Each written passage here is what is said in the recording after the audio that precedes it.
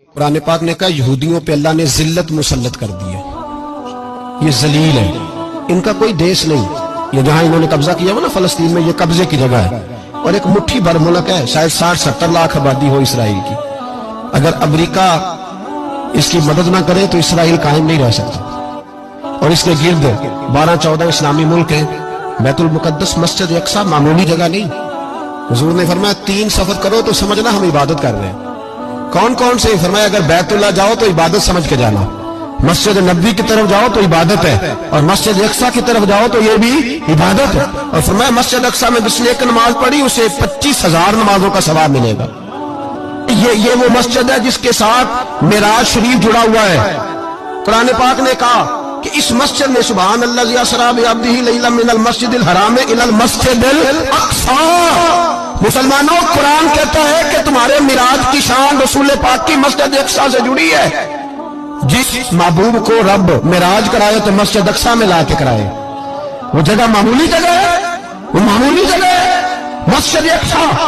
नबी पाक ने वहां नबियों की इमामत कराई। 17 महीने उस मस्जिद की तरफ मुंह करके तेरे और मेरे रसूल ने नमाजें पढ़ी। छोटी जगह है और पूरी दुनिया का मुसलमान इसे चाहिए शर्म से गड़ जाए।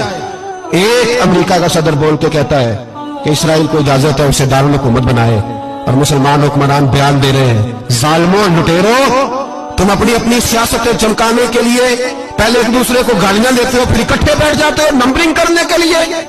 तुम दीन के इस मसले में सारे इकट्ठे क्यों नहीं बैठे?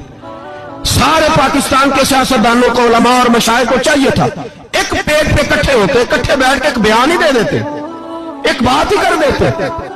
फिर मेरा सलूट है तुर्की के सदर को, फिर मेरा सलूट है तुर्की के सदर को। अजीब बात है ना कि उसके पास एटमी ताकत आपसे कमजोर है, आपकी तगड़ी है। उसके पास जो फौजी ताकतें हैं वो अपनी जगह पर, आपकी फौजी ताकतों का लोहा मानती है दुनिया।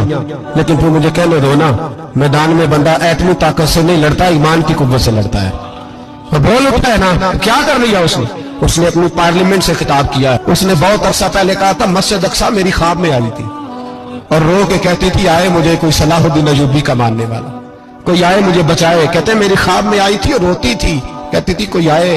और एक शायर ने कहा मस्जिद अक्सा नबी पाक को भी बुलाती है, कहती है एक बार फिर तैबा फलस्तीन में आ, रास्ता देखती है फिर मस्जिद अक्सा तेरा, एक बार फिर से तैबा से फलस्तीन में आ, रास्ता देखती है फिर मस्जिद अक्सा तेरा।